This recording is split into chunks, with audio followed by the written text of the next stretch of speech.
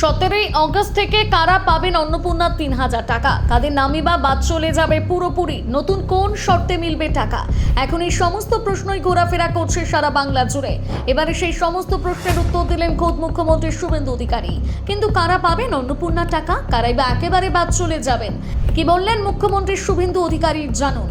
প্রথমেই জানিয়ে দিই, আগামী 17ই অগস্ট থেকে ধাপে ধাপে অন্নপূর্ণা যোজনার টাকা উপভোক্তাদের অ্যাকাউন্টে ঢুকতে শুরু করবে। মুখ্যমন্ত্রীদের দাবি, টাকা ট্রান্সফার হতে 2-3 দিন সময় লাগতে পারে। তবে যেদিন থেকে আবেদনের স্ট্যাটাস দেখা যাচ্ছে না, সেদিন থেকে প্রশ্ন উঠতে শুরু করেছে কারা পাবেন এই টাকা আর কারা পাবেন না।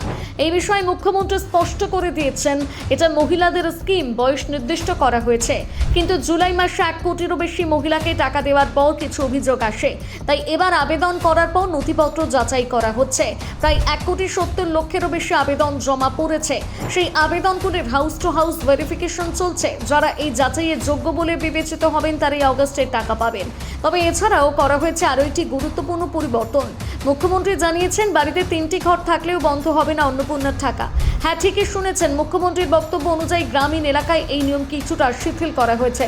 ফলে আগে 3 কক্ষের বাড়ির কারণে যেসব গ্রামীণ মহিলার নাম বাদ পড়েছিল তারা এবার সুবিধা পেতে পারেন। তবে শহরাঞ্চলের ক্ষেত্রে নিয়ম আলাদা, বিশেষ করে জমির মালিকানার ক্ষেত্রে নির্দিষ্ট সীমা রাখা হচ্ছে। কলকাতা সহ কর্পোরেশন এলাকায় নির্দিষ্ট পরিমাণের বেশি জমি থাকলে অন্নপূর্ণার টাকা মিলবে না। অন্যদিকে কিছু বিশেষ ক্ষেত্রে ছাড়ের কথা জানিয়েছেন মুখ্যমন্ত্রী। প্রতিবন্ধী মহিলা কিংবা পিএম কিষাণের সুবিধাভোগী মহিলারা অন্নপূর্ণা যোজনার টাকা পেতে পারেন, এমনটাই জানানো হয়েছে। আরেকটি গুরুত্বপূর্ণ বিষয়, যারা মাসে 10,000 টাকা বা তার বেশি আয় করেন তাদের এই প্রকল্পের আওতায় রাখা হবে না। মুখ্যমন্ত্রীর দাবি, যাচাইয়ের কাজ শেষ হওয়ার পর প্রতি মাসে আর এই সমস্যা হবে না। ভেরিফাইড উপভোক্তারা মাসের তৃতীয় সপ্তাহের মধ্যে টাকা পেয়ে যাবেন। অর্থাৎ অগস্টে 3000 টাকা পেতে হলে এখন সবচেয়ে গুরুত্বপূর্ণ বিষয় হলো আপনার আবেদনটি সরকারি যাচাইয়ের যোগ্য হয়েছে কিনা।